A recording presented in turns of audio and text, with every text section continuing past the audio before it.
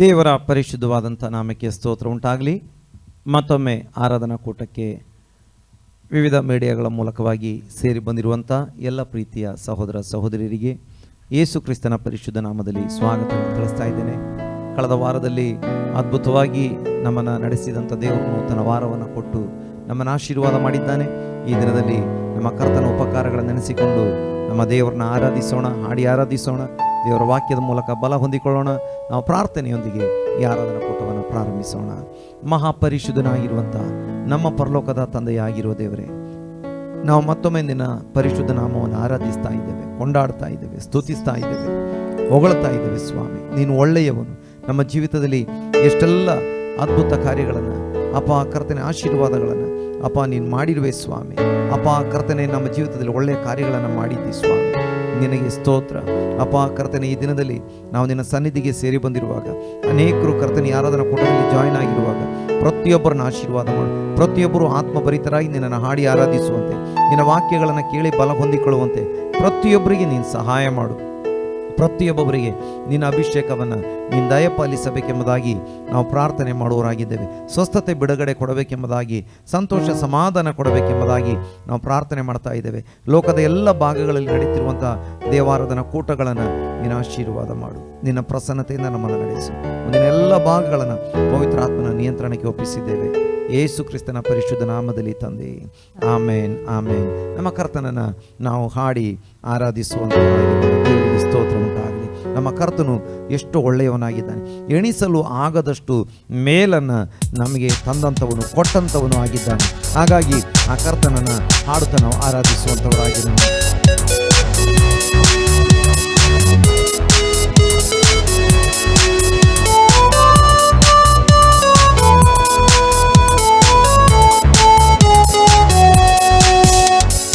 ಎಣಿಸಲು ಆಗದಷ್ಟು ಮೇಲನ್ನು ನೀನು ನನಗಾಗಿ ತಂದವನೇ, ಗ್ರಹಿಸಲು ಆಗದಷ್ಟು ಕೃಪೆಯನ್ನು ಬದುಕಲ್ಲಿ ಇಟ್ಟವನೇ.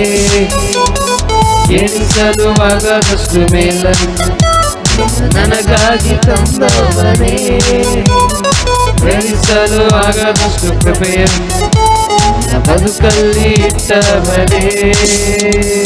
ನಿನ್ನ ನನ್ನೆಲ್ಲ ಅಗತ್ಯವನ್ನು ಪೂರೈಸಿ ಪೋಷಿಸಿತು.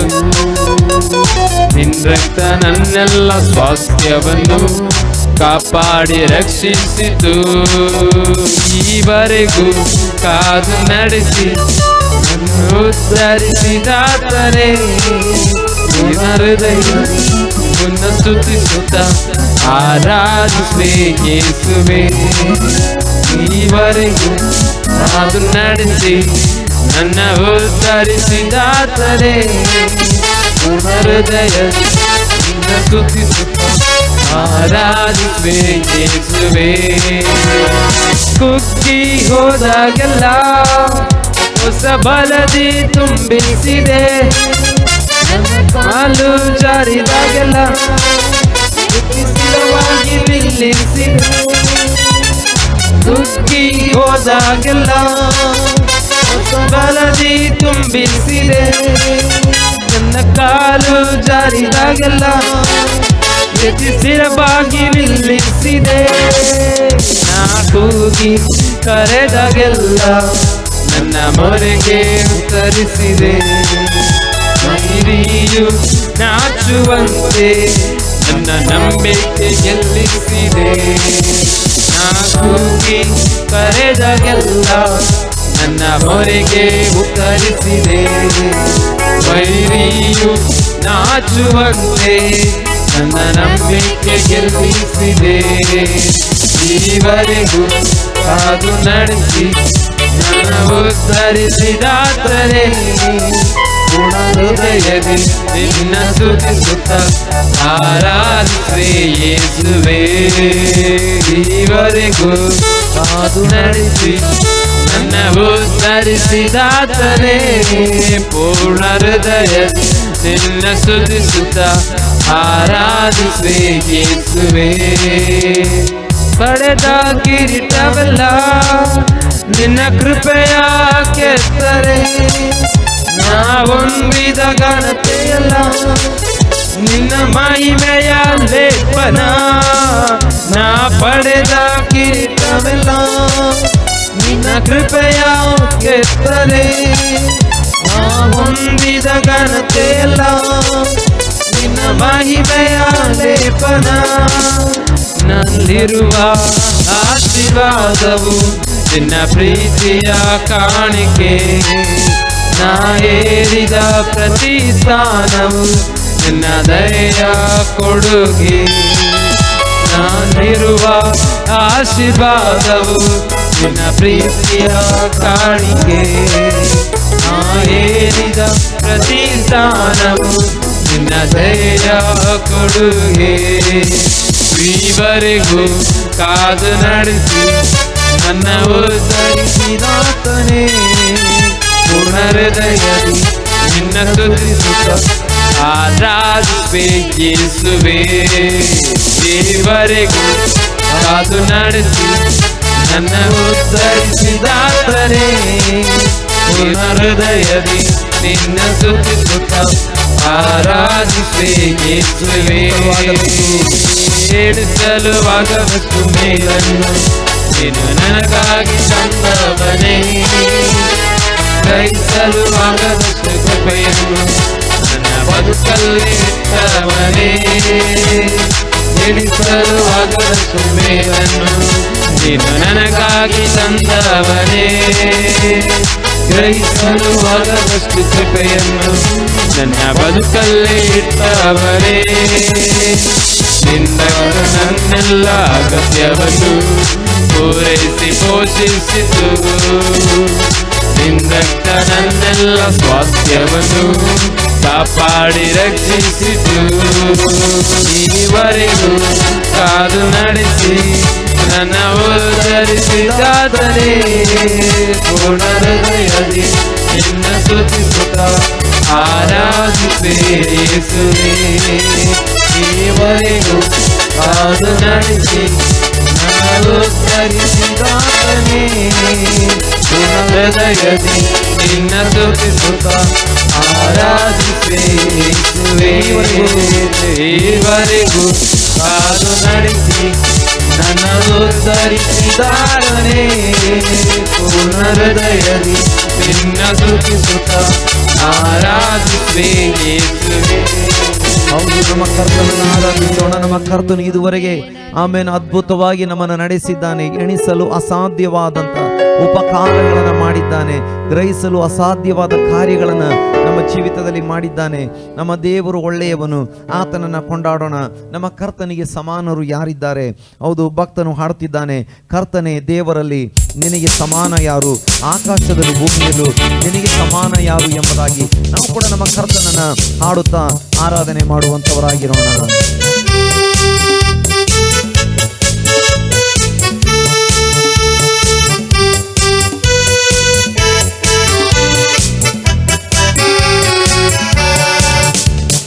ಕರ್ತನೇ ದೇವರಲ್ಲಿ ನಿನಗೆ ಸಮಾನ ಯಾರು? ಆಕಾಶದಲ್ಲೂ ಈ ಭೂಮಿಯಲ್ಲೂ ನಿನಗೆ ಸಮಾನ ಯಾರು? ಕರ್ತನೇ ದೇವರಲ್ಲಿ ನಿನಗೆ ಸಮಾನ ಯಾರು? ಆಕಾಶದಲ್ಲೂ ಈ ಭೂಮಿಯಲ್ಲೂ ನಿನಗೆ ಸಮಾನ ಯಾರು? ನಿನಗೆ ಸಮಾನ ಯಾರು? ನಿನಗೆ ಸಮಾನ ಯಾರು? ನಿನಗೆ ಸಮಾನ ಯಾರು? ನಿನಗೆ ಸಮಾನ ಯಾರು? ಆಕಾಶದಲ್ಲೂ ಈ ಭೂಮಿಯಲ್ಲೂ ನಿನಗೆ ಸಮಾನ ಯಾರು? ಆಕಾಶದಲ್ಲೂ ಈ ಭೂಮಿಯಲ್ಲೂ ನಿನಗೆ ಸಮಾನ ಯಾರು? ಕೆಂಪು ಸಮುದ್ರವನ್ನು ಹೊಡೆದು ನಿನ್ನ ಜನರನ್ನು ನಡೆಸಿದಿನಿ. ಕೆಂಪು ಸಮುದ್ರವನ್ನು ಹೊಡೆದು ನಿನ್ನ ಜನರನ್ನು ನಡೆಸಿದಿನಿ. ನೀನೇ ಶಕ್ತನು, ಸರ್ವಶಕ್ತನು, ನಿನ್ನ ವಾಕ್ಯವು ಬದಲಾಗದು. ನೀನೇ ಶಕ್ತನು, ಸರ್ವಶಕ್ತನು, ನಿನ್ನ ವಾಕ್ಯವು ಬದಲಾಗದು. ನಿನಗೆ ನಿನಗೆ ಸಮಾನ ಯಾರು, ನಿನಗೆ ಸಮಾನ ಯಾರು, ನಿನಗೆ ಸಮಾನ ಯಾರು, ನಿನಗೆ ಸಮಾನ ಯಾರು. ಆಕಾಶದಲ್ಲೂ ಈ ಭೂಮಿಯಲ್ಲೂ ನಿನಗೆ ಸಮಾನ ಯಾರು, ಆಕಾಶದಲ್ಲೂ ಈ ಭೂಮಿಯಲ್ಲೂ ನಿನಗೆ ಸಮಾನ ಯಾರು. ಕರ್ತನೇ ದೇವರಲ್ಲಿ ನಿನಗೆ ಸಮಾನ ಯಾರು, ಆಕಾಶದಲ್ಲೂ ಈ ಭೂಮಿಯಲ್ಲೂ ನಿನಗೆ ಸಮಾನ ಯಾರು. ಕರ್ತನೇ ದೇವರಲ್ಲಿ ನಿನಗೆ ಸಮಾನ ಯಾರು, ಆಕಾಶದಲ್ಲೂ ಈ ಭೂಮಿಯಲ್ಲೂ ನಿನಗೆ ಸಮಾನ ಯಾರು. ಪರಲೋಕ ಮನ್ನವ ನೀಡಿ ನಿನ್ನ ಜನರನ್ನು ಪೋಷಿಸಿದೆ, ಪರಲೋಕ ಮನ್ನವ ನೀಡಿ ನಿನ್ನ ಜನರನ್ನು ಪೋಷಿಸಿದೆ. ನಿನ್ನಂತೆ ಯಾರಿಗೂ ಎಲ್ಲ ಜನರನ್ನು ಪ್ರೀತಿಸಲು, ನಿನ್ನಂತೆ ಯಾರಿಗೂ ಎಲ್ಲ ಜನರನ್ನು ಪ್ರೀತಿಸಲು. ನಿನಗೆ ಸಮಾನ ಯಾರು, ನಿನಗೆ ಸಮಾನ ಯಾರು, ನಿನಗೆ ಸಮಾನ ಯಾರು, ನಿನಗೆ ಸಮಾನ ಯಾರು. ಆಕಾಶದಲ್ಲೂ ಈ ಭೂಮಿಯಲ್ಲೂ ನಿನಗೆ ಸಮಾನ ಯಾರು, ಆಕಾಶದಲ್ಲೂ ಭೂಮಿಯಲ್ಲೂ ನಿನಗೆ ಸಮಾನ ಯಾರು. ಕರ್ತನೇ ದೇವರಲ್ಲಿ ನಿನಗೆ ಸಮಾನ ಯಾರು, ಆಕಾಶದಲ್ಲೂ ಭೂಮಿಯಲ್ಲೂ ನಿನಗೆ ಸಮಾನ ಯಾರು. ಕರ್ತನೇ ದೇವರಲ್ಲಿ ನಿನಗೆ ಸಮಾನ ಯಾರು, ಆಕಾಶದಲ್ಲೂ ಈ ಭೂಮಿಯಲ್ಲೂ ನಿನಗೆ ಸಮಾನ ಯಾರು. ಬಂಡೆಯನ್ನು ನೀನು ತೀರಿ ನಿನ್ನ ಜನರು ದಾಹವಿಗಿದೆ, ಬಂಡೆಯನ್ನು ನೀನು ಸೀರಿ ನಿನ್ನ ಜನರ ದಾಹವಿಗಿದೆ. ನಿನ್ನ ನಾಮದ ಅತಿಶಯ ಯಾವಾಗಲೂ ರಕ್ಷಿಸಿದೆ, ನಿನ್ನ ನಾಮದ ಅತಿಶಯ ಯಾವಾಗಲೂ ರಕ್ಷಿಸಿದೆ. ನಿನಗೆ ಸಮಾನ ಯಾರು, ನಿನಗೆ ಸಮಾನ ಯಾರು, ನಿನಗೆ ಸಮಾನ ಯಾರು, ನಿನಗೆ ಸಮಾನ ಯಾರು. ಆಕಾಶದಲ್ಲೂ ಈ ಭೂಮಿಯಲ್ಲೂ ನಿನಗೆ ಸಮಾನ ಯಾರು, ಆಕಾಶದಲ್ಲೂ ಭೂಮಿಯಲ್ಲೂ ನಿನಗೆ ಸಮಾನ ಯಾರು. ಆಕಾಶದಲ್ಲೂ ದೇವರಲ್ಲಿ ನಿನಗೆ ಸಮಾನ ಯಾರು, ಆಕಾಶದಲ್ಲೂ ಭೂಮಿಯಲ್ಲೂ ನಿನಗೆ ಸಮಾನ ಯಾರು. ಕರ್ತನೇ ದೇವರಲ್ಲಿ ನಿನಗೆ ಸಮಾನ ಯಾರು, ಆಕಾಶದಲ್ಲೂ ಈ ಭೂಮಿಯಲ್ಲೂ ನಿನಗೆ ಸಮಾನ ಯಾರು. ಕರ್ತನೆ ನಿನಗೆ ಸ್ತೋತ್ರ, ನಿನಗೆ ಸ್ತೋತ್ರ, ನಿನಗೆ ಸ್ತೋತ್ರ. ಹೌದು, ಹಾಲೆಲೂಯಾ. ಆಕಾಶದಲ್ಲಿ ಭೂಮಿಯಲ್ಲಿ ನಿನಗೆ ಸಮಾನರು ಯಾರು ಇಲ್ಲ ಸ್ವಾಮಿ. ಹೌದು, ನೀನು ಎಲ್ಲರನ್ನ ಸೃಷ್ಟಿ ಮಾಡಿದಂಥ ದೇವರು, ಎಲ್ಲವನ್ನ ಸೃಷ್ಟಿ ಮಾಡಿದಂಥ ದೇವರು, ನೀನು ಅದ್ವಿತೀಯನಾದ ದೇವರು, ನೀನು ಸರ್ವಶಕ್ತನಾಗಿರುವಂಥ ದೇವರು. ಹೌದು ಸ್ವಾಮಿ, ನಿನ್ನನ್ನು ಕೊಂಡಾಡುವವರಾಗಿದ್ದೇವೆ, ನಿನ್ನಲ್ಲೇ ನಾವು ನಂಬಿಕೆ ಇಟ್ಟು ಜೀವಿಸುವಂಥವರಾಗಿದ್ದೇವೆ ಸ್ವಾಮಿ. ಹೌದು ಕರ್ತನೆ, ನಿನ್ನನ್ನು ನಂಬಿದಂಥ ಯಾರನ್ನು ಕೂಡ ನಿನ್ನ ಕೈ ಬಿಡುವುದಿಲ್ಲ, ನಿನ್ನ ಕರಗಳಲ್ಲಿ ಒಪ್ಪಿಸುವವರಾಗಿದ್ದೇವೆ ಸ್ವಾಮಿ.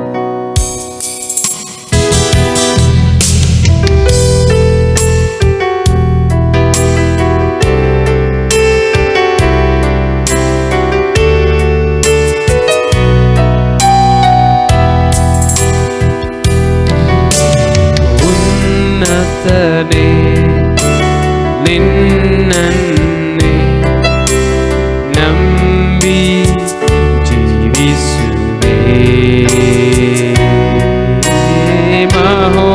ಕರ್ತನೇ ನಿನ್ನನ್ನೇ ನಂಬಿ ನಾ ಬಾಳ್ವೆ.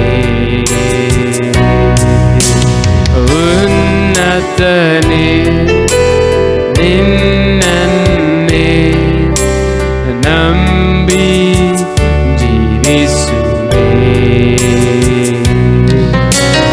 ಮಹೋನ್ನತನೇ ನಿನ್ನನ್ನೇ ನಂಬಿ ಬಾಳುವೆ.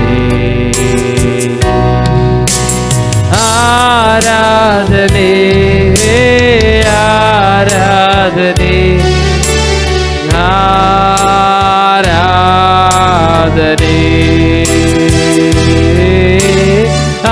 ಆರಾಧನೆ ಆರಾಧನೆ ಆರಾಧನೆ. ಕತ್ತಲೆಯಲ್ಲಿ ಬೆಳಕಾಗಿ ಬಂದು ನನ್ನನ್ನು ನೀ ನಡೆಸಿದೆ. ಇಕ್ಕಟ್ಟಿನಲ್ಲಿ ಸಹಾಯ ತಂದು ನನ್ನನ್ನು ಬಲಪಡಿಸಿದೆ.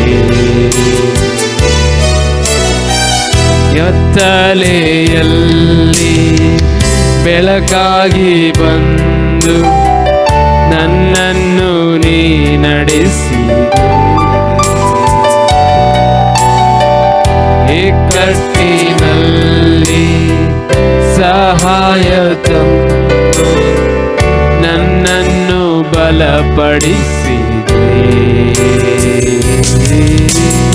ಎಬಿನೇಜರೇ ಎಬಿನೇಜರೇ ನನ್ನನ್ನು ನಡೆಸಿದೆ.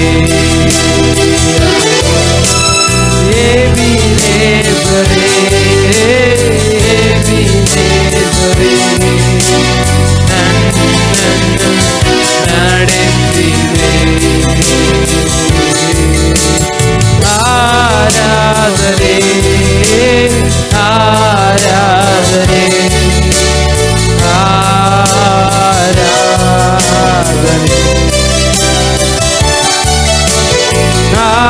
ಆರಾಧನೆ ಆರಾಧನೆ ಆರಾಧನೆ.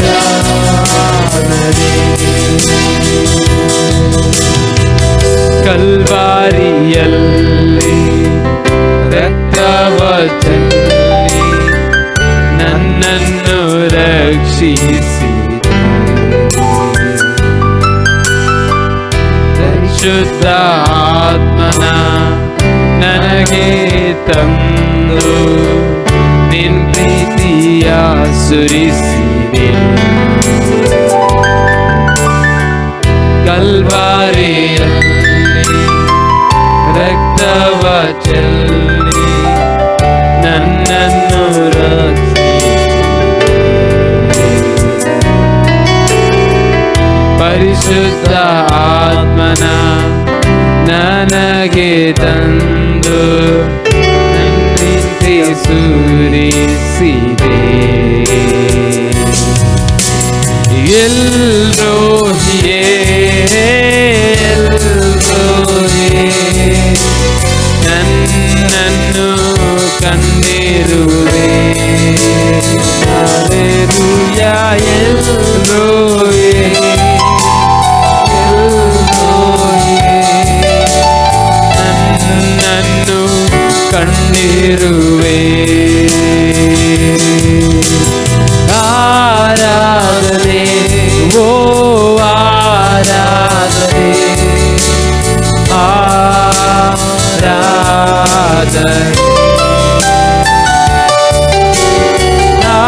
ಆರಾಧನೆ ಆರಾಧನೆ ಆರಾಧನೆ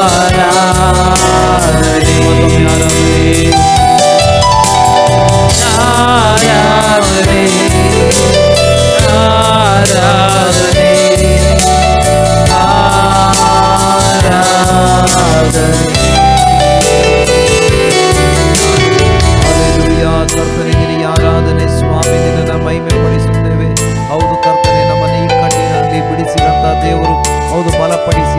ಎಬೆನೇಜರ್ ದೇವರು. ಹೌದು ಸ್ವಾಮಿ, ನಿನ್ನನ್ನು ಕೊಂಡಾಡುವವರಾಗಿದ್ದೇವೆ, ನಿನ್ನನ್ನು ಮಹಿಮೆ ಪಡಿಸುವವರಾಗಿದ್ದೇವೆ. ನೀನು ನಮಗೆಲ್ಲವನ್ನು ಒದಗಿಸುವ ಯೆಹೋವ ಈರೆ ದೇವರಾಗಿದ್ದೆ. ಹೌದು ಸ್ವಾಮಿ, ನಮ್ಮನ್ನ ಸೌಖ್ಯ ಮಾಡುವ ಯೆಹೋವ ರಾಫ ದೇವರಾಗಿದ್ದೆ. ಹೌದು, ನಿನಗೆ ಸ್ತೋತ್ರ ಸ್ವಾಮಿ. ನಿನ್ನನ್ನು ಕೊಂಡಾಡುವವರಾಗಿದ್ದೇವೆ. ನಾವು ತಿರುಗಿ ನಮ್ಮ ಕರ್ತನನ್ನ ಕೊಂಡಾಡುವಂತವರಾಗಿರೋಣ. ಹಾಲೆಲೂಯ.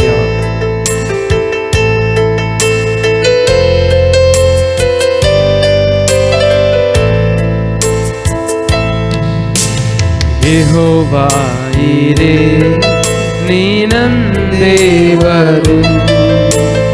ಯೆಹೋವ ಈರೆ ನೀನಂದೇವರು. ನನ್ನ ಅಗತ್ಯವ ಪೂರೈಸುವೆ,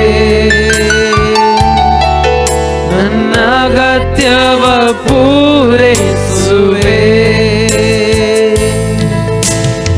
ಆರಾಧನೆ ಆರಾಧನೆ ಆರಾಧನೆ ಆರಾಧನೆ ಆರಾಧನೆ ಆರಾಧನೆ ಆರಾಧನೆ ಆರಾಧನೆ. ನನ್ನ ಅಗತ್ಯವ ಪೂರೈಸುವೆ, ನೀ ಎಲ್ಲವ ಒದಗಿಸುವೆ. ನನ್ನ ಅಗತ್ಯವ ಪೂರೈಸುವೆ, ನೀ ಎಲ್ಲವ ಒದಗಿಸುವೆ. ಯೆಹೋವ ರಾಫ ನೀನಂದೇವನು, ಯೆಹೋವ ರಾಫ ನೀನಂದೇವರು. ನನ್ನ ರೋಗ ಪರಿಹಾರಕನೇ, ನನ್ನ ರೋಗ ಪರಿಹಾರಕನೇ. ಆರಾಧನೆ ಆರಾಧನೆ ಆರಾಧನೆ ಆರಾಧನೆ ಓ ಆರಾಧನೆ ಆರಾಧನೆ ಆರಾಧನೆ ಆರಾಧನೆ. ನನ್ನ ರೋಗ ಪರಿಹಾರಕನೇ, ನನ್ನ ಒಳ್ಳೆಯ ವೈದ್ಯ ನೀನೇ. ನನ್ನ ರೋಗ ಪರಿಹಾರಕನೇ, ನನ್ನ ಒಳ್ಳೆಯ ವೈದ್ಯ ನೀನೇ. ಯೆಹೋವ ರೂವ ನೀನಂದೇವರು, ಯೆಹೋವ ರೂವ ನೀನಂದೇವರು. ನನ್ನ ಕೊರತೆಯ ಬಲ್ಲಾತನೇ, ನನ್ನ ಕೊರತೆಯ ಬಲ್ಲಾತನೇ. ಆರಾಧನೆ ಆರಾಧನೆ ಆರಾಧನೆ ಆರಾಧನೆ ಆರಾಧನೆ ಆರಾಧನೆ ಆರಾಧನೆ ಆರಾಧನೆ. ನನ್ನ ಕೊರತೆಯ ಬಲ್ಲಾತನೇ, ನನ್ನ ಒಳ್ಳೆಯ ಕುರುಬಾನಿನೇ. ನನ್ನ ಕೊರತೆಯ ಬಲ್ಲಾತನೇ, ನನ್ನ ಒಳ್ಳೆಯ ಕುರುಬಾನಿನೇ. ಯೆಹೋವ ಈರೆ ನೀ ನನ್ನ ದೇವರು, ಯೆಹೋವ ಈರೆ ನೀ ನನ್ನ ದೇವರು, ಯೆಹೋವ ಈರೆ ನೀ ನನ್ನ ದೇವರು. ನನ್ನ ಅಗತ್ಯವ ಪೂರೈಸುವೆ,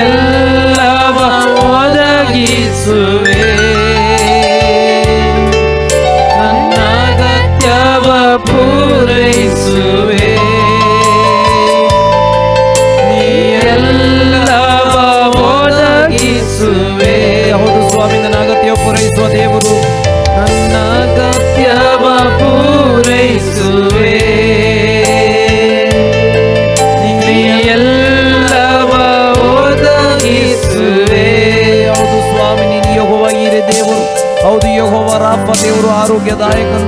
ಹೌದು ಸ್ವಾಮಿ, ನೀನು ಹೌದು ಯೆಹೋವ ರೂವಾ ದೇವರು, ನಮ್ಮನ್ನ ಅದ್ಭುತವಾಗಿ ನಡೆಸಿ ಎಲ್ಲ ಕೊರತೆಗಳನ್ನು ನೀಗಿಸುವಂತ ದೇವರು. ನಿನಗೆ ಸ್ತೋತ್ರ ಸ್ವಾಮಿ. ನಿನ್ನ ಕರಗಳಲ್ಲಿ ಒಪ್ಪಿಸುವವರಾಗಿದ್ದೇವೆ. ಹೌದು, ನಾವು ಪ್ರಾರ್ಥನೆ ಮಾಡೋಣ. Praise the Lord. ಹಾಲೆಲೂಯಾ. ಸ್ತೋತ್ರ ಕರ್ತನೆ, ಸ್ತೋತ್ರ ಸ್ವಾಮಿ. ಪ್ರೀತಿ ಸ್ವರೂಪನಾಗಿರುವ ನಮ್ಮ ಪರಲೋಕದ ತಂದೆಯಾದ ದೇವರೇ, ಈ ಸುಂದರವಾದ ಸಮಯಕ್ಕಾಗಿ ನಾವು ನಿಮಗೆ ಸ್ತೋತ್ರಗಳನ್ನು ಸಲ್ಲಿಸುವರಾಗಿದ್ದೇವೆ. ಈ ದಿನದಲ್ಲಿ ಸ್ವಾಮಿ, ನಿಮ್ಮನ್ನು ಆರಾಧಿಸಲು ಕೊಟ್ಟ ಕೃಪೆಗಾಗಿ, ಭಾಗ್ಯಕ್ಕಾಗಿ ಸ್ತೋತ್ರ. ಆರಾಧನೆಯಲ್ಲಿ ನೀವು ಮಹಿಮೆ ಹೊಂದಿದ್ದಕ್ಕಾಗಿ ನಾವು ಸ್ತೋತ್ರಗಳನ್ನು ಸಲ್ಲಿಸುವರಾಗಿದ್ದೇವೆ. ನೀವು ಯೆಹೋವ ಈರೆ ಕರ್ತನೆ, ಹಾಲೆಲೂಯಾ. ನೀನು ಯೆಹೋವ ರೂವಾ ಸ್ವಾಮಿ, ಹಾಲೆಲೂಯಾ. ನಮ್ಮೆಲ್ಲ ಅಗತ್ಯಗಳನ್ನು ಪೂರೈಸುವ ದೇವರು, ನಮ್ಮೊಳ್ಳೆ ಕುರುಬನು ನೀನು ಸ್ವಾಮಿ ಕರ್ತನೆ. ನಿಮಗೆ ಸ್ತೋತ್ರ ಅಪ್ಪ. ಈ ದಿನದಲ್ಲಿ ಆರಾಧನೆಯಲ್ಲಿ ಭಾಗವಹಿಸಿದಂತ ಪ್ರತಿಯೊಂದು ದಿನ ಮಕ್ಕಳನ್ನು ನೀನು ಹೇರಳವಾಗಿ ಆಶೀರ್ವಾದ ಮಾಡು ಸ್ವಾಮಿ. ಎಲ್ಲರ ಕೊರತೆಗಳನ್ನು ನೀಗಿಸು ಯೆಹೋವ ಈರೆಯಾಗಿ, ಯೆಹೋವ ನಿಸಿಯಾಗಿ, ಯೆಹೋವ ರೂವಾಗಿ ಕರ್ತನೆ. ನಿನ್ನ ಮಕ್ಕಳ ಸಂಗಡ ಇದ್ದುಕೊಂಡವರನ್ನ ಈ ವಾರವೆಲ್ಲ ನಡೆಸಬೇಕೆಂಬುದಾಗಿ ನಾವು ಪ್ರಾರ್ಥಿಸುವರಾಗಿದ್ದೇವೆ ಸ್ವಾಮಿ. ಮುಂದಿನ ಭಾಗವನ್ನು ನಿಮ್ಮ ಕರಗಳಲ್ಲಿ ಒಪ್ಪಿಸಿಕೊಡುತ್ತಾ ಇದ್ದೇವೆ. ವಾಕ್ಯದಿಂದ ನೀನು ಮಾತನಾಡಿ ಎಲ್ಲರನ್ನು ಬಲಪಡಿಸಬೇಕೆಂಬುದಾಗಿ ಪ್ರಾರ್ಥಿಸುತ್ತಾ, ನಮ್ಮ ಪ್ರಾರ್ಥನೆ ಕೇಳಿದಕ್ಕಾಗಿ ಸ್ತೋತ್ರಗಳನ್ನು ಸಲ್ಲಿಸುತ್ತಾ, ಯೇಸು ಕ್ರಿಸ್ತನ ನಾಮದಲ್ಲಿ ಬೇಡುತ್ತೇವೆ ಪರಲೋಕದ ತಂದೆ. ಆಮೆನ್. ದೇವರ ಪರಿಶುದ್ಧವಾದಂಥ ನಾಮಕ್ಕೆ ಸ್ತೋತ್ರ ಉಂಟಾಗಲಿ. ಎಲ್ಲ ಪ್ರೀತಿಯ ಸಹೋದರ ಸಹೋದರಿಯರೇ, ಪ್ರೀತಿಯ ದೇವಜನರೇ, ನಿಮ್ಮೆಲ್ಲರಿಗೂ ಯೇಸು ಕ್ರಿಸ್ತನ ಪರಿಶುದ್ಧ ನಾಮದಲ್ಲಿ ಆರಾಧನಾ ಕೂಟದಲ್ಲಿ ಮತ್ತೊಮ್ಮೆ ಸ್ವಾಗತಗಳನ್ನು ತಿಳಿಸ್ತಾ ಇದ್ದೇನೆ, ವಂದನೆಗಳನ್ನು ತಿಳಿಸ್ತಾ ಇದ್ದೇನೆ. ನಾವು ಸ್ವಲ್ಪ ಸಮಯ ದೇವರನ್ನ ಹಾಡಿ ಆರಾಧಿಸುವುದಕ್ಕೆ ದೇವರು ನಮಗೆ ಸಹಾಯ ಮಾಡಿದ್ದಾನೆ. ದೇವರ ವಾಕ್ಯವನ್ನು ಧ್ಯಾನಿಸುವುದರ ಮೂಲಕವಾಗಿಯೂ ಕೂಡ ನಾವು ದೇವರನ್ನ ಆರಾಧಿಸೋಣ. ಯಾಕಂತೇಳಿದರೆ ದೇವರನ್ನ ಹಾಡಿ ಸ್ತುತಿಸುವಂಥದ್ದು ಮತ್ತು ದೇವರ ಸನ್ನಿಧಿಯಲ್ಲಿ ಪ್ರಾರ್ಥನೆ ಮಾಡುವಂಥದ್ದು, ದೇವರ ವಾಕ್ಯ ಕೇಳುವಂಥದ್ದು ಎಲ್ಲ ಆರಾಧನೆಯ ಭಾಗವಾಗಿದೆ. ನಾವು ದೇವರ ಸನ್ನಿಧಿಯಲ್ಲಿ ವಾಕ್ಯವನ್ನು ಕೇಳುವುದಕ್ಕೆ ಕುಳಿತುಕೊಳ್ಳುವಾಗ ದೇವರು ನಮ್ಮೊಂದಿಗೆ ಮಾತನಾಡುವಾತನಾಗಿದ್ದಾನೆ. ದೇವರು ನಮಗೆ ಆಲೋಚನೆಗಳನ್ನು ಕೊಡುವಾತನಾಗಿದ್ದಾನೆ. ಹಾಗಾಗಿ ದೇವರ ಸನ್ನಿಧಿಯಲ್ಲಿ ಪ್ರಾರ್ಥನೆಯೊಂದಿಗೆ ಇರೋಣ. ಅನೇಕರು ವಿವಿಧ ಮಾಧ್ಯಮಗಳ ಮೂಲಕ ಆರಾಧನಾ ಕೂಟದಲ್ಲಿ ಜಾಯ್ನ್ ಆಗಿದ್ದೀರಿ. ಎಲ್ಲರನ್ನ ದೇವರು ವಿಶೇಷವಾಗಿ ಆಶೀರ್ವಾದ ಮಾಡಲಿ. ಈ ಹೊತ್ತು ನಾವು ಪ್ರಾರಂಭದ ವಾಕ್ಯವನ್ನು ಓದಿಕೊಳ್ಳೋಣ. ನಾವು ಆದಿಕಾಂಡ ಪುಸ್ತಕ 8ನೇ ಅಧ್ಯಾಯ ಅದರ 6 ಮತ್ತು 7ನೇ ವಾಕ್ಯಗಳನ್ನು ಓದಿಕೊಳ್ಳೋಣ. 40 ದಿನಗಳಾದ ಮೇಲೆ ನೋಹನು ತಾನು ಮಾಡಿದ ನಾವೆಯ ಕಿಟಕಿಯನ್ನು ತೆರೆದು ಕಾಗೆಯನ್ನು ಹೊರಕ್ಕೆ ಬಿಟ್ಟನು. ಭೂಮಿಯ ಮೇಲಿದ್ದ ನೀರು ಒಣಗುವ ತನಕ ಆ ಕಾಗೆ ಹೋಗುತ್ತಾ ಬರುತ್ತಾ ಇತ್ತು. ದೇವರ ನಾಮಕ್ಕೆ ಸ್ತೋತ್ರ ಉಂಟಾಗಲಿ. ಇಲ್ಲಿ ನಾವು ನೋಡ್ತಾ ಇದ್ದೇವೆ, ನೋಹನು ಜಲಪ್ರಳಯದ ಕಾಲದಲ್ಲಿ, ಅಥವಾ ಇದು ಜಲಪ್ರಳಯ ಮುಕ್ತಾಯದ ಹಂತಕ್ಕೆ ಬಂದಂಥ ಸಮಯ. ಜಲಪ್ರಳಯದ ಕಾಲದಲ್ಲಿ ಜಲಪ್ರಳಯದ ನೀರು ಎಷ್ಟರ ಮಟ್ಟಿಗೆ ಇಳಿದಿದೆ ಎಂಬುದನ್ನು ತಿಳಿದುಕೊಳ್ಳುವುದಕ್ಕಾಗಿ ಕಿಟಕಿಯನ್ನು ತೆರೆದು ಆ ಕಾಗೆಯನ್ನು ಹೊರಗೆ ಬಿಡ್ತಾ ಇದ್ದಾನೆ. ನೋಡಿ, ನೋಹನ ನಾವೆಯಲ್ಲಿ ಎಲ್ಲ ಪ್ರಾಣಿಗಳು ಜೋಡಿ ಜೋಡಿಯಾಗಿದ್ದವು. ಶುದ್ಧ ಪ್ರಾಣಿಗಳು 7 ಮತ್ತು ಶುದ್ಧವಲ್ಲದ ಪ್ರಾಣಿಗಳು ಎಂಬುದಾಗಿ ಪರಿಗಣಿಸಲ್ಪಡುವಂಥ ಪ್ರಾಣಿ ಪಕ್ಷಿಗಳೆಲ್ಲ 2 ಅಂದರೆ ಗಂಡು ಹೆಣ್ಣು ಜೋಡಿ ಜೋಡಿಯಾಗಿ ಇದ್ದವು ಎಂಬುದಾಗಿ ನೋಡಲಿಕ್ಕೆ ಸಾಧ್ಯವಾಗ್ತದೆ. ದೇವರ ನಾಮಕ್ಕೆ ಸ್ತೋತ್ರ ಉಂಟಾಗಲಿ. ಆ ನಾವೇ ಹೊಸ ಒಡಂಬಡಿಕೆಯ ಸಭೆಯನ್ನು ಸೂಚಿಸುವಂಥದ್ದು.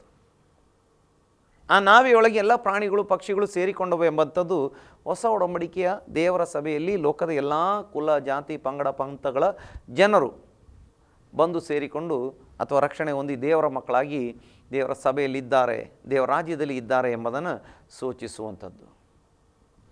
ಅನೇಕ ರೀತಿಯಲ್ಲಿ ಈ ಒಂದು ನಾವೆಯನ್ನು ಹೊಸ ಒಡಂಬಡಿಕೆಯ ಸಭೆಯಾಗಿ ಆ ನಾವೆಯಲ್ಲಿ ಸೇರಿಕೊಂಡಿದ್ದನ್ನು ರಕ್ಷಣೆ ಹೊಂದಿ ದೇವರ ಸಭೆಗೆ ಬಂದಂಥದ್ದನ್ನು ಸೂಚಿಸುವಂಥದ್ದು ಎಂಬುದಾಗಿ ನಮಗೆ ಹೊಸ ಒಡಂಬಡಿಕೆಯಲ್ಲಿ ಬೇರೆ ಬೇರೆ ಭಾಗಗಳಲ್ಲಿ ನಮಗೆ ಅದನ್ನು ಅರ್ಥೈಸಿಕೊಳ್ಳಲಿಕ್ಕೆ ಸಾಧ್ಯವಾಗುವಂಥ ವ್ಯಾಖ್ಯಾನಗಳನ್ನು ನೋಡಲಿಕ್ಕೆ ಸಾಧ್ಯವಾಗ್ತದೆ. ಒಂದು ಕೊರಿಂಥ್ಯ 10ನೇ ಅಧ್ಯಾಯದಲ್ಲಿ, ಹಾಗೆ 1 ಪೇತ್ರ 3ನೇ ಅಧ್ಯಾಯದಲ್ಲಿ, ಹೀಗೆ ಬೇರೆ ಬೇರೆ ಭಾಗಗಳಲ್ಲಿ ಇದಕ್ಕೆ ಸಂಬಂಧಪಟ್ಟಂಥ ಸೂಚನೆಗಳನ್ನು ನಮಗೆ ನೋಡಲಿಕ್ಕೆ ಸಾಧ್ಯವಾಗ್ತದೆ. ದೇವ ನಾಮಕ್ಕೆ ಸ್ತೋತ್ರ ಉಂಟಾಗಲಿ. ಈಗ ನಾವು ಈ ಭಾಗಕ್ಕೆ ಬರುವಂಥ ಸಮಯದಲ್ಲಿ 40 ದಿನಗಳಾದ ಮೇಲೆ ನೋಹನು ತಾನು ಮಾಡಿದ ನಾವೆಯ ಕಿಟಕಿಯನ್ನು ತೆರೆದು ಕಾಗೆಯನ್ನು ಹೊರಗೆ ಬಿಟ್ಟನು. ಭೂಮಿಯ ಮೇಲಿದ್ದ ನೀರು ಒಣಗುವ ತನಕ ಆ ಕಾಗೆ ಹೋಗುತ್ತಾ ಬರುತ್ತಾ ಇತ್ತು. ನೋಡಿ, ಇಲ್ಲಿ ನಾವು ನೋಡ್ತೇವೆ, ಈ ಕಾಗೆ ಈಗ ನೋಹನಿಗೆ ಸಂದೇಶವನ್ನು ತಲುಪಿಸತಕ್ಕಂಥದ್ದಾಗಿದೆ. ಕಾಗೆ ಪಕ್ಷಿಗಳಲ್ಲಿ ಬಹಳ ಬುದ್ಧಿವಂತ ಪಕ್ಷಿಗಳಲ್ಲಿ ಒಂದು. ಆದರೆ ಬುದ್ಧಿವಂತ ಪಕ್ಷಿಯಾಗಿದ್ದರೂ ಅನೇಕ ಸಂದರ್ಭಗಳಲ್ಲಿ ಅದರ ಬುದ್ಧಿ ಮನುಷ್ಯನಿಗೆ ಉಪಕಾರ ಮಾಡುವಂಥ ಬುದ್ಧಿ ಆಗಿರುವುದಿಲ್ಲ. ಮನುಷ್ಯನಿಗೆ ಅದು ಒಳ್ಳೆಯದಾಗುವಂಥ ಬುದ್ಧಿಯಾಗಿರುವುದಿಲ್ಲ. ಅದರ ಮಟ್ಟಿಗೆ ಅದು ಬುದ್ಧಿವಂತ ಪಕ್ಷಿ. ಅದು ತನ್ನ ಉಪಯೋಗಕ್ಕೆ ತನ್ನ ಬುದ್ಧಿಯನ್ನು ಉಪಯೋಗಿಸಿಕೊಳ್ಳುವಂಥ ಪಕ್ಷಿ. ನಾವು ಒಂದು ಕಾಗೆ ನೀರು ಕುಡಿದಂಥ ಕಥೆಯನ್ನು ನಾವು ಕೇಳಿದ್ದೇವೆ. ಅದು ನಿಜವಾಗಿ ಅಂದರೆ ಒಂದು ಭರಣಿ ಅಥವಾ ಒಂದು ಪಾತ್ರೆಯ ತಳದಲ್ಲಿ ನೀರಿತ್ತು, ಅದಕ್ಕೆ ಕುಡಿಯೋದಕ್ಕೆ ಆಗ್ತಿರಲಿಲ್ಲ. ಆಗ ಅದು ಕಲ್ಲುಗಳನ್ನು ತಂದು ಹಾಕಿ ಆ ನೀರನ್ನು ಮೇಲಕ್ಕೆ ಬರುವ ಹಾಗೆ ಮಾಡಿ ನೀರು ಕುಡಿಯಿತು ಎಂಬುದಾಗಿ. ಅದು ಈಗಲೂ ಕೂಡ ಕೆಲವರೆಲ್ಲ ಅದನ್ನು ನೋಡಿದ್ದಾರೆ, ಪ್ರಯೋಗ ಮಾಡಿ ನೋಡಿದ್ದಾರೆ. ಆ ರೀತಿ ನೀರು ಕುಡಿಯುವಂಥದ್ದು ನೋಡ್ತೇವೆ. ಅಂದರೆ ಅದು ಏನು ಸೂಚಿಸ್ತದೆ, ಈ ಕಾಗೆ ಬುದ್ಧಿವಂತ ಪಕ್ಷಿ ಎಂಬುದಾಗಿ. ಆದರೆ ಬುದ್ಧಿವಂತ ಪಕ್ಷಿಯಾಗಿದ್ದರೂ ಅದರಿಂದ ನಮಗೆ ಉಪಯೋಗ ಇಲ್ಲ, ಅದಕ್ಕೆ ಉಪಯೋಗ. ಅದು ಬೇರೆಯವರ ಕೈಯಿಂದ ಅಪಹರಿಸಲಿಕ್ಕೆ,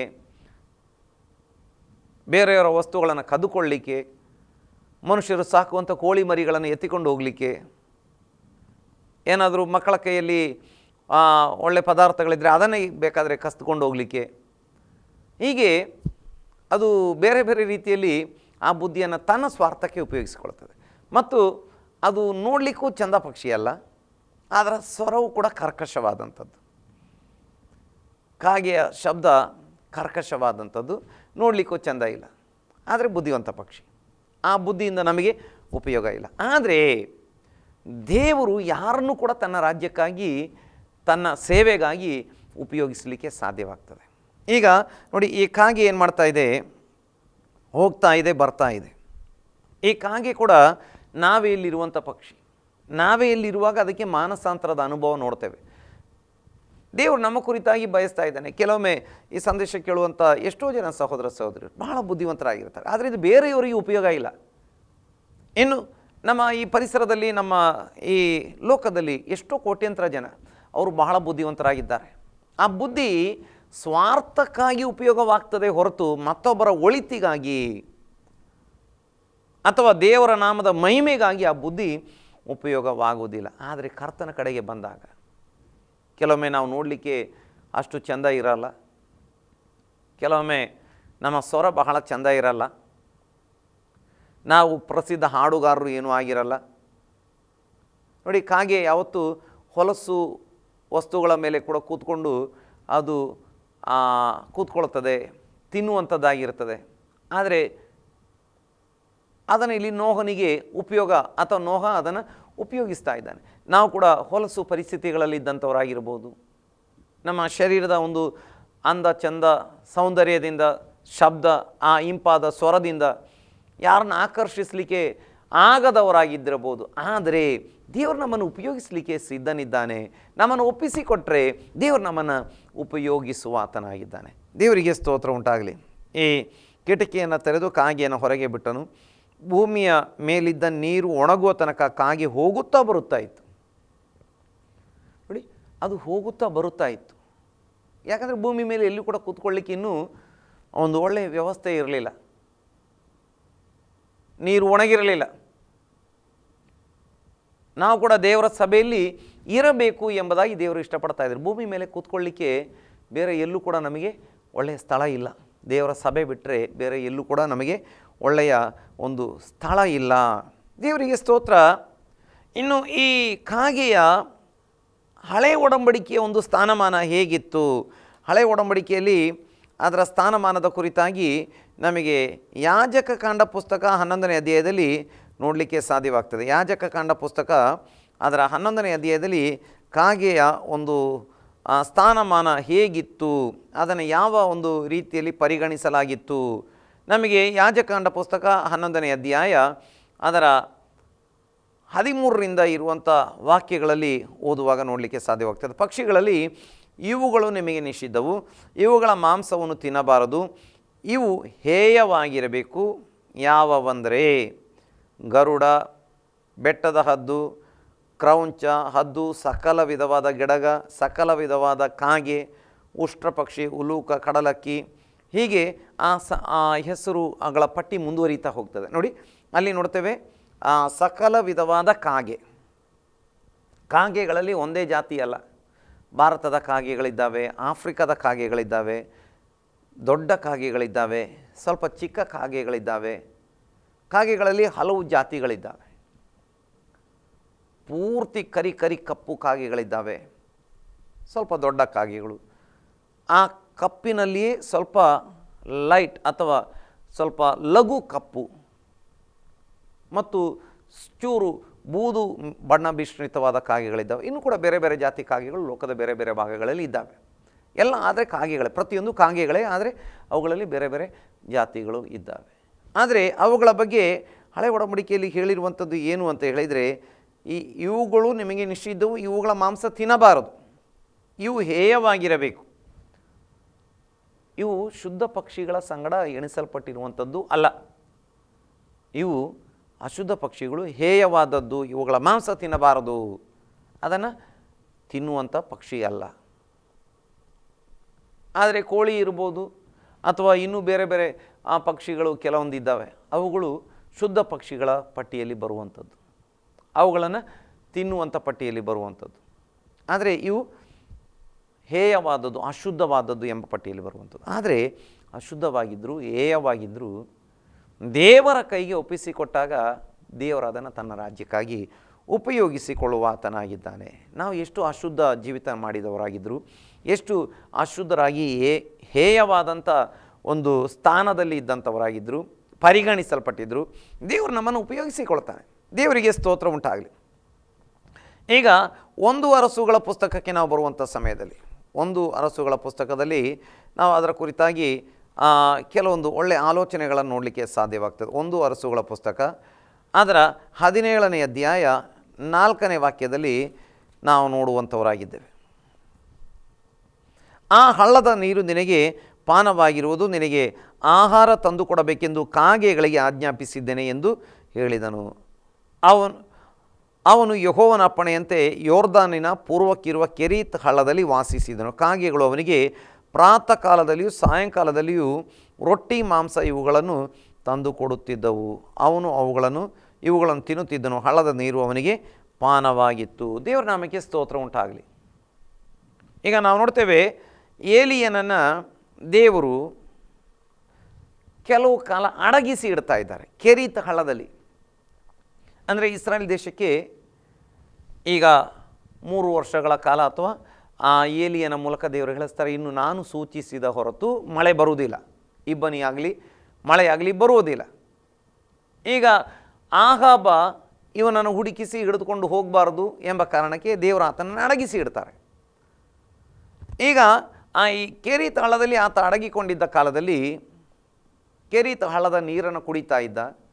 ಏನು ಬೆಳಿಗ್ಗೆ ಮತ್ತು ಸಾಯಂಕಾಲ, ಪ್ರಾಂತ ಕಾಲ ಮತ್ತು ಸಾಯಂಕಾಲದಲ್ಲಿ ಆತನಿಗೆ ರೊಟ್ಟಿ ಮತ್ತು ಮಾಂಸವನ್ನು ತಂದು ಕೊಡಲಿಕ್ಕೆ ಕಾಗೆಗೆ ಅಪ್ಪಣೆ ಕೊಟ್ಟಿದ್ದರು. ಇದು ಬಹಳ ಸ್ವಾರಸ್ಯಕರವಾದಂಥ ವಿಷಯ ಅಥವಾ ನಾವು ಆಲೋಚಿಸತಕ್ಕಂಥ ವಿಷಯ. ಕಾಗೆ ಯಾರಿಗೂ ಏನು ತಂದು ಕೊಡುವುದಿಲ್ಲ, ಬಹಳ ಸ್ವಾರ್ಥಿ. ಅದು ಕಸಿದುಕೊಂಡು ಹೋಗುವಂಥದ್ದು, ಕದ್ದುಕೊಂಡು ಹೋಗುವಂಥದ್ದು, ಕಸಿದುಕೊಂಡು ಹೋಗುವಂಥದ್ದು ಕಡಿಮೆ. ಚಿಕ್ಕ ಮಕ್ಕಳ ಕೈಯಿಂದೆಲ್ಲ ಕೆಲವೊಮ್ಮೆ ಕಸಿದುಕೊಂಡು ಹೋಗ್ತದೆ, ಆದರೆ ಕದ್ದುಕೊಂಡು ಹೋಗುವಂಥದ್ದು ಜಾಸ್ತಿ. ಅಂಥ ಕಾಗೆಯನ್ನು ಉಪಯೋಗಿಸಿ ದೇವರು ತನ್ನ ಸೇವಕನಿಗೆ ರೊಟ್ಟಿ ಮತ್ತು ಮಾಂಸವನ್ನು ಬೆಳಿಗ್ಗೆ ಮತ್ತು ಸಾಯಂಕಾಲ 2 ಹೊತ್ತು ತಂದು ಕೊಡ್ತಾ ಇದ್ದಾನೆ.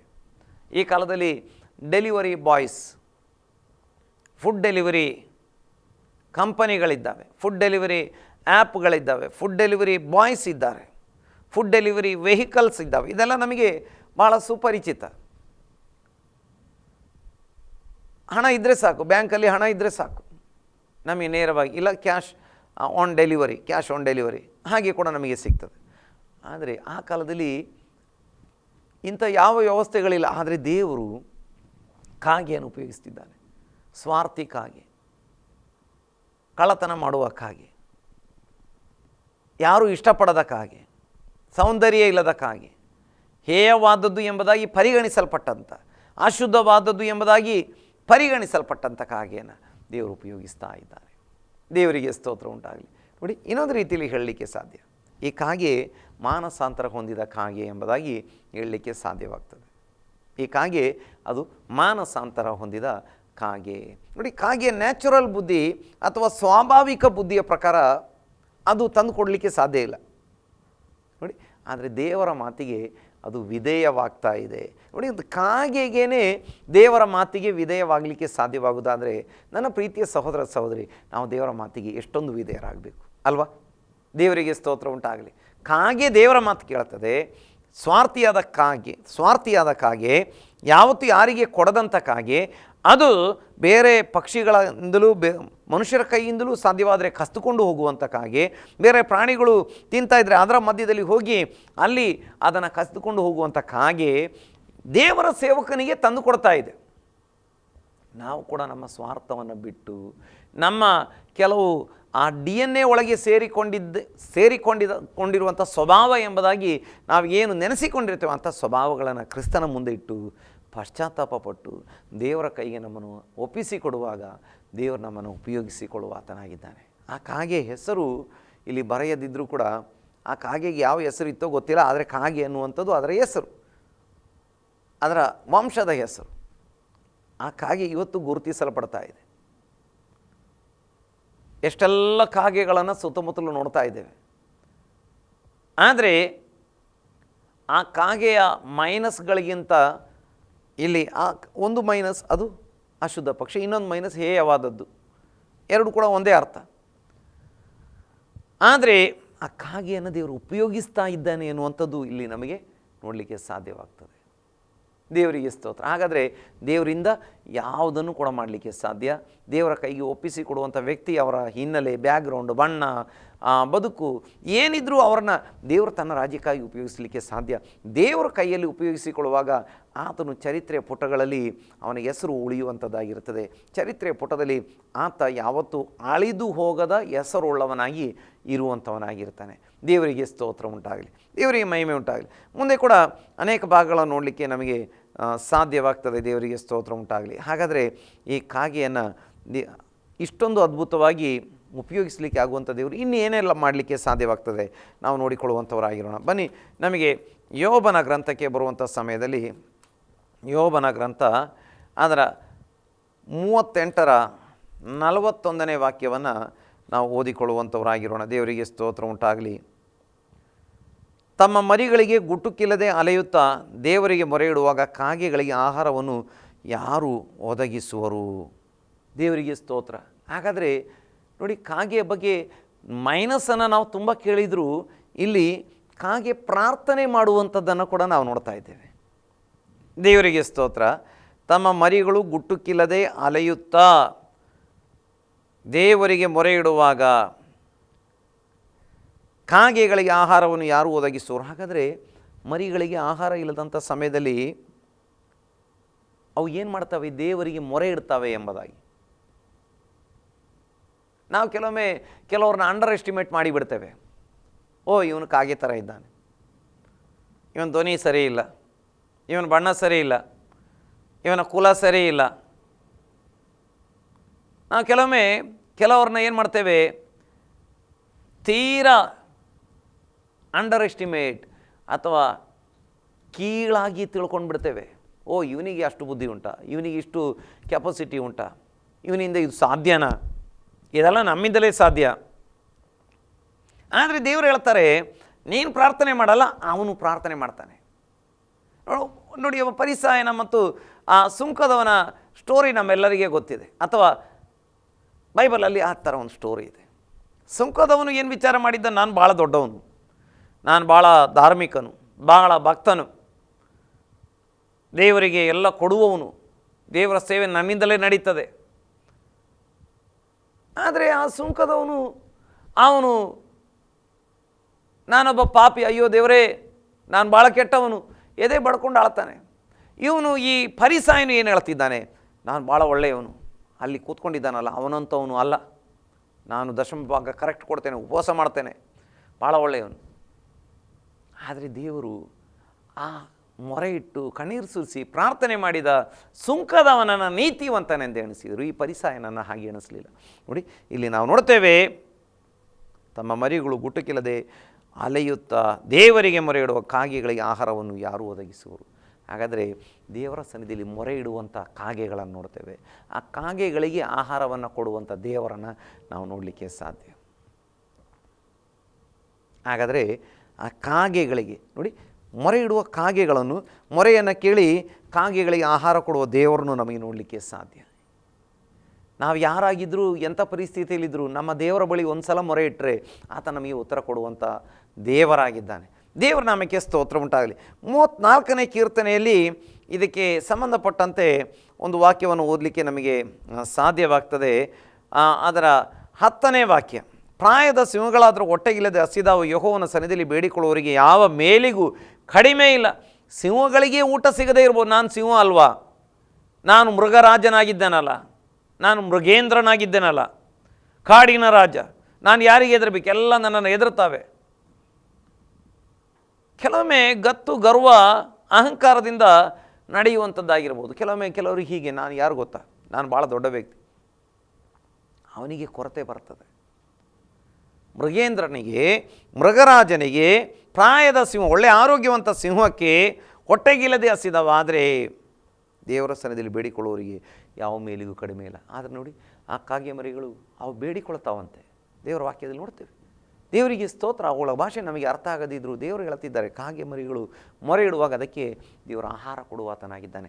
ಆದರೆ ಪ್ರಾಯದ ಸಿಂಹಗಳು ಕೆಲವೊಮ್ಮೆ ಅಹಂಕಾರ ತೋರಿ ಏನು ಮಾಡ್ತವೆ?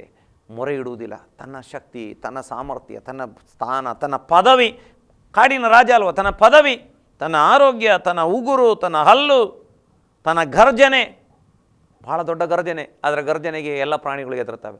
ಅದರ ಗರ್ಜನೆ, ಅದರ ಉಗುರು, ಅದರ ಹಲ್ಲು, ಅದರ ಬಣ್ಣ, ಅದರ ಆ ಒಂದು ಪರಾಕ್ರಮ, ಅದರ ಸ್ಥಾನಮಾನ, ಅಧಿಕಾರ, ಅದರಲ್ಲಿ ಭರವಸೆ ಇಟ್ಟು ಉಪವಾಸ ಬೀಳ್ತವೆ. ಆದರೆ ಏನು ಹೇಳಿಕೊಳ್ಳಲಿಕ್ಕೆ ಇಲ್ಲದಂಥ ಈ ಕಾಗೆ ಮರಿಗಳು, ಕಾಗೆ ಅವು ಮೊರೆ ಇಡ್ತವೆ, ಅವುಗಳನ್ನು ದೇವರು ಪೋಷಿಸ್ತಾನೆ. ದೇವರ ಪರಿಶುದ್ಧವಾದಂಥ ನಾಮಕ್ಕೆ ಸ್ತೋತ್ರ ಉಂಟಾಗಲಿ. ಹಾಗಾದರೆ ನಮ್ಮ ದೇವರು ಪೋಷಿಸುವಂಥ ದೇವರಾಗಿದ್ದಾನೆ, ಅದ್ಭುತ ಮಾಡುವಂಥ ದೇವರಾಗಿದ್ದಾನೆ. ದೇವರ ನಾಮಕ್ಕೆ ಸ್ತೋತ್ರ ಉಂಟಾಗಲಿ. 147ನೇ ಕೀರ್ತನೆಯಲ್ಲಿ ಕೂಡ ಒಂದು ವಾಕ್ಯವನ್ನು ನಮಗೆ ನೋಡಲಿಕ್ಕೆ ಸಾಧ್ಯವಾಗ್ತದೆ. 147ನೇ ಕೀರ್ತನೆ ಅದರ 9ನೇ ವಾಕ್ಯದಲ್ಲಿ, ಆತನು ಪಶುಗಳಿಗೂ ಕೂಗುತ್ತಿರುವ ಕಾಗೆ ಮರಿಗಳಿಗೂ ಬೇಕಾದ ಆಹಾರ ಕೊಡುತ್ತಾನೆ. ನೋಡಿ, ಎಲ್ಲಕ್ಕೂ ಆಹಾರ ಕೊಡ್ತಾನೆ. ಅಲ್ಲಿ ಪಶುಗಳು ಅಂತ ಹೇಳಿ ಕೂಗುತ್ತಿರುವಂಥ ನವಿಲು ಮರಿಗಳು ಅಥವಾ ಕೂಗುತ್ತಿರುವಂಥ ಕೋಗಿಲೆ ಮರಿಗಳು ಅಂತ ಹೇಳಲಿಲ್ಲ, ಕಾಗೆ ಮರಿಗಳು. ನೋಡಿ, ಅದನ್ನು ಅಷ್ಟು ಕಡೆಗಣಿಸಿದ್ದಾರೆ. ಲೋಕದಲ್ಲಿ ಅದಕ್ಕೆ ಅಷ್ಟು ಲಾಸ್ಟ್ ಸ್ಥಾನ.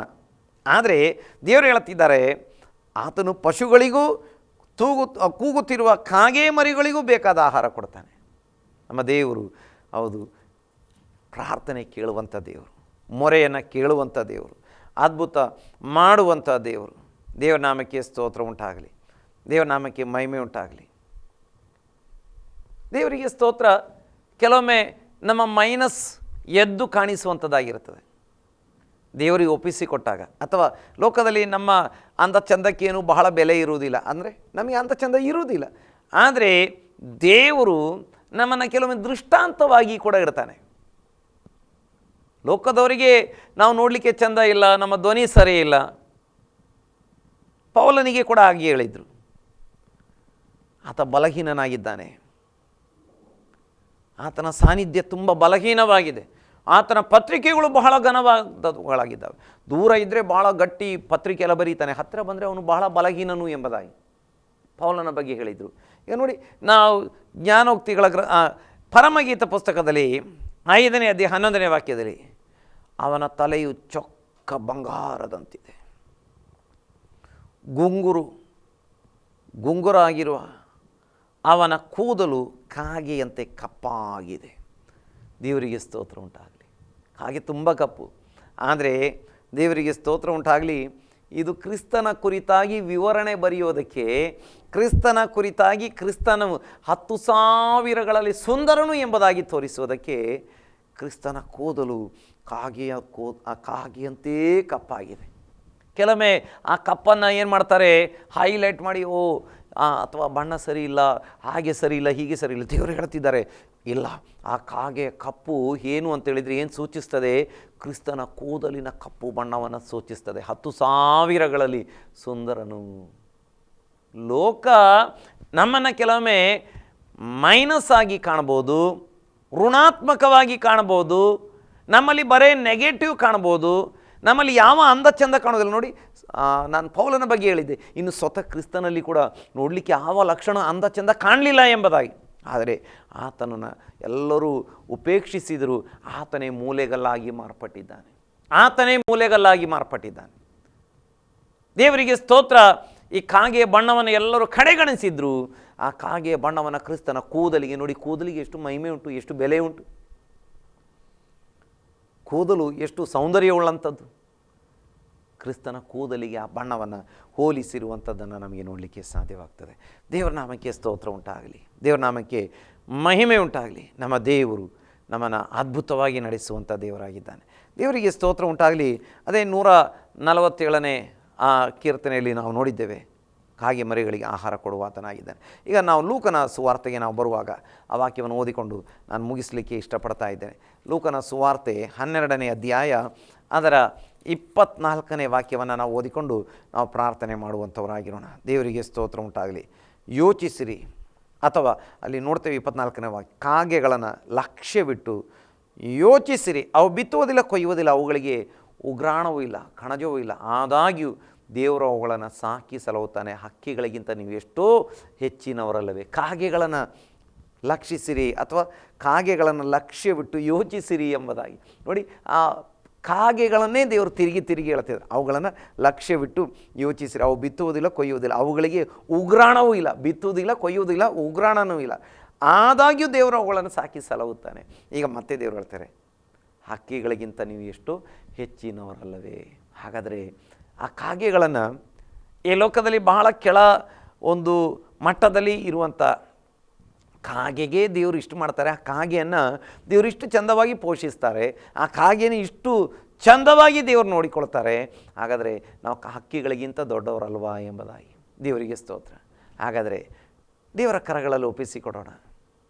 ಎಷ್ಟು ಕೆಟ್ಟ ಹೆಸರು, ಕೆಟ್ಟ ಏನೆಲ್ಲ ರೀತಿಯಲ್ಲಿ ಕೆಟ್ಟು ಹೋಗಿದ್ರು, ಕೆಟ್ಟ ಹೆಸರಿದ್ದರೂ ಒಪ್ಪಿಸಿಕೊಟ್ರೆ ದೇವರು ನಮ್ಮನ್ನು ಸೇವೆಗೆ ಉಪಯೋಗಿಸ್ತಾನೆ.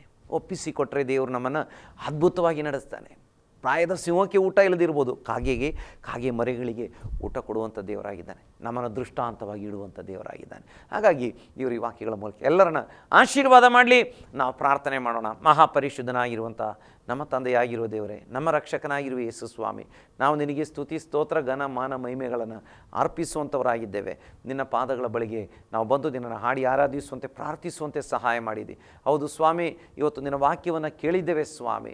ಹೌದು, ಕಾಗೆ ಹೌದು ಹೇಯವಾದಂಥ, ಹೌದು ಅಶುದ್ಧವಾದಂಥ ಪಕ್ಷಿ ಎಂಬುದಾಗಿ ಹಳೆಯ ಒಡಂಬಡಿಕೆಯಲ್ಲಿ ಹೌದು ಚಿತ್ರಿಸಲ್ಪಟ್ಟಿದ್ದರೂ ಕೂಡ, ಹೌದು ಸ್ವಾಮಿ, ಕಾಗೆ ಹೌದು ಯಾರಿಗೂ ಏನು ಕೊಡದಂಥ ಸ್ವಾರ್ಥ ಬುದ್ಧಿಯುಳ್ಳಂಥ ಪಕ್ಷಿಯಾಗಿದ್ದರು. ಹೌದು ಸ್ವಾಮಿ, ಆ ಕಾಗೆ ದೇವರ ಮಾತಿಗೆ ವಿಧೇಯವಾಗುವಾಗ, ದೇವರ ಮಾತಿನ ಪ್ರಕಾರವಾಗಿ ಅದು ನಡೆಯುವಂಥದ್ದನ್ನು ನಾವು ನೋಡ್ತೇವೆ ಸ್ವಾಮಿ. ಮಾತ್ರವಲ್ಲ, ಕಾಗೆ ಮೂಲಕ ಏಲಿಯನಿಗೆ ಊಟ ಬರ್ತಾ ಇದೆ. ಹೌದು, ನೋಹನಿಗೆ ಸಂದೇಶ ಬರ್ತಾ ಇದೆ ಸ್ವಾಮಿ. ಹೌದು ಕರ್ತನೇ ದೇವ, ಹೌದು ಆ ಕಾಗೆ ಹಾಗೆ ಯಾರನ್ನು ಕೂಡ ನೀನು ಉಪಯೋಗಿಸಲಿಕ್ಕೆ ಶಕ್ತನಾಗಿದ್ದಿ. ಮಾತ್ರವಲ್ಲ, ಹೌದು ಸ್ವಾಮಿ, ಆ ಕಾಗೆ ಪ್ರಾರ್ಥನೆ ಮಾಡುವಂಥ, ಮೊರೆ ಇಡುವಂಥ ಕಾಗೆಯಾಗಿ ಅದನ್ನು ಮಾರ್ಪಡಿಸಿ, ಹೌದು ಸ್ವಾಮಿ, ಪ್ರಾಯದ ಸಿಂಹಗಳಿಗೆ ಕೂಡ ನೀನು ಅದನ್ನು ಮಾದರಿಯಾಗಿ ಇಟ್ಟಿದ್ದಿ ಎಂಬುದಾಗಿ ನೋಡ್ತೇವೆ. ಪ್ರಾಯದ ಸಿಂಹಗಳು ಹೊಟ್ಟೆಗಿಲ್ಲದೆ ಹಸಿದಾವು, ಆದರೆ ಕರ್ತನೆ ನಿನ್ನ ಬಳಿ ಬೇಡಿಕೊಳ್ಳುವ ಕಾಗೆ ಮರಿಗಳಿಗೆ ನೀನು ಊಟ ಕೊಡುವಂಥ ದೇವರು. ಮಾತ್ರವಲ್ಲ, ಕಾಗೆಯನ್ನು ಸ್ವಾಮಿ ಹೌದು ಕ್ರಿಸ್ತನ ಆ ಒಂದು ಕೂದಲಿನ ಬಣ್ಣವನ್ನು ವರ್ಣಿಸುವುದಕ್ಕೆ ನೀನು ಉಪಯೋಗಿಸಿದ್ದಿ ಸ್ವಾಮಿ. ಹೌದು ಕರ್ತನೆ ದೇವ, ಬಿತ್ತುವುದಿಲ್ಲ, ಕೊಯ್ಯುವುದಿಲ್ಲ, ಕಣಜದಲ್ಲಿ ಸಂಗ್ರಹಿಸಿ ಇಟ್ಟುಕೊಳ್ಳುವುದಿಲ್ಲ, ಆದಾಗ್ಯೂ ಆ ಕಾಗೆಯನ್ನು ಅದ್ಭುತವಾಗಿ ನಡೆಸುವಂಥ ದೇವರು ನಮ್ಮನ್ನು ಎಷ್ಟು ಚಂದವಾಗಿ ನಡೆಸಲಿಕ್ಕೆ ಶಕ್ತನು ಎಂಬುದಾಗಿ ನಿನ್ನ ವಾಕ್ಯದಲ್ಲಿ ಕೇಳಿದ್ದೇವೆ. ನನ್ನದಿಗೆ ಸೇರಿ ಪ್ರಾರ್ಥನೆ ಮಾಡ್ತಿರುವ ಎಲ್ಲರನ್ನ ಆಶೀರ್ವಾದ ಮಾಡು. ಆತ್ಮಿಕವಾಗಿ ಅವರನ್ನು ಬಲಪಡಿಸು, ಅವರ ಕೊರತೆಗಳನ್ನು ನೀಗಿಸು, ಅದ್ಭುತವಾಗಿ ನಡೆಸು. ಅವರ ಆರೋಗ್ಯ, ಆತ್ಮಜೀವಿತ, ಕುಟುಂಬ ಜೀವಿತ ಪ್ರತಿಯೊಂದು ಯೇಸು ಕ್ರಿಸ್ತನ ನಾಮದಲ್ಲಿ ಆಶೀರ್ವದಿಸಲ್ಪಡಲಿ. ದೇವರಾಜ್ಯಕ್ಕಾಗಿ ಎಲ್ಲ ನಿನ್ನ ಮಕ್ಕಳನ್ನು ಉಪಯೋಗಿಸು ಸ್ವಾಮಿ. ಕಾಗೆಯನ್ನೇ ಉಪಯೋಗಿಸಿಕೊಳ್ಳಲಿಕ್ಕೆ ಶಕ್ತನು. ನಮ್ಮಲ್ಲಿ ಒಬ್ಬೊಬ್ಬರನ್ನೂ ಕೂಡ ನೀನು ಬಲವಾಗಿ ಉಪಯೋಗಿಸಿಕೊಳ್ಳಲಿಕ್ಕೆ ಶಕ್ತನಾಗಿದ್ದಿ. ನಿನ್ನ ಕರಗಳಲ್ಲಿ ಒಪ್ಪಿಸಿದ್ದೇವೆ. ಹೌದು ಕರ್ತನೆ, ವಿವಿಧ ಮೀಡಿಯಾಗಳ ಮೂಲಕ ಭಾಗಿಸಿರೋ ಎಲ್ಲರನ್ನ ಆಶೀರ್ವಾದ ಮಾಡು. ಹೌದು ಕರ್ತನೆ ದೇವ, ನಿನ್ನ ಬರೋಣ ಹತ್ತಿರವಾಗಿದೆ. ನಿನ್ನ ಬರೋಣಕ್ಕೆ ಸಿದ್ಧರಾಗಿ ಜೀವಿಸಲಿಕ್ಕೆ ಸಹಾಯ ಮಾಡು. ಈ ವಾರದಲ್ಲಿ ನಿನ್ನ ಬರೋಣವಾಗಿದ್ದರೆ ನಾವು ನಿನ್ನದು ಇರಬೇಕು. ನಿನ್ನ ಬರೋಣಕ್ಕೆ ಸಮಯ ಇರುವುದಾದರೆ ತಿರುಗಿ ಒಟ್ಟಿಗೆ ಸೇರಿ ನಿನ್ನನ್ನು ಕೊಂಡಾಡಲಿಕ್ಕೆ ಸಹಾಯ ಮಾಡು. ನಮ್ಮ ಪ್ರಾರ್ಥನೆ ಕೇಳಿದ್ದೆ, ಆರಾಧನೆ ಸ್ವೀಕಾರ ಮಾಡಿದ್ದು, ವಾಕ್ಯದ ಮೂಲಕ ಮಾತನಾಡಿದ್ದಿ. ಸ್ತೋತ್ರ ಯೇಸು ಕ್ರಿಸ್ತನ ನಾಮದಲ್ಲಿ ತಂದೆಯಾಗಿರೋ ದೇವರೇ, ಆಮೇನ್ ಆಮೇನ್. ನಾವಂತೆ ಆಶೀರ್ವಾದ ಹೊಂದಿಕೊಳ್ಳೋಣ. ನಮ್ಮ ತಂದೆಯಾಗಿರೋ ದೇವರ ಪ್ರೀತಿಯು, ಕರ್ತನಾಗಿರುವ ಯೇಸು ಕ್ರಿಸ್ತನ ಕೃಪೆಯು, ಪವಿತ್ರಾತ್ಮನ ಅನ್ಯೋನ್ಯತೆಯು ಸೇರಿ ಬಂದಿರುವಂಥ ಎಲ್ಲರೊಂದಿಗೆ, ವಿವಿಧ ಮೇಡೆಗಳ ಮೂಲಕ ಭಾಗವಹಿಸಿರುವ ಎಲ್ಲರೊಂದಿಗೆ, ಕೇಳಲ್ಪಟ್ಟ ವಾಕ್ಯಗಳೊಂದಿಗೆ, ಲೋಕದಲ್ಲಿ ಎಲ್ಲ ದೇವ ಜನರೊಂದಿಗೆ ಯೇಸು ಕ್ರಿಸ್ತನ ಮರಳಿ ಬರೋಣದ ತನಕ ಯಾವಾಗಲೂ ಇರಲಿ. ಆಮೇನ್ ಆಮೇನ್.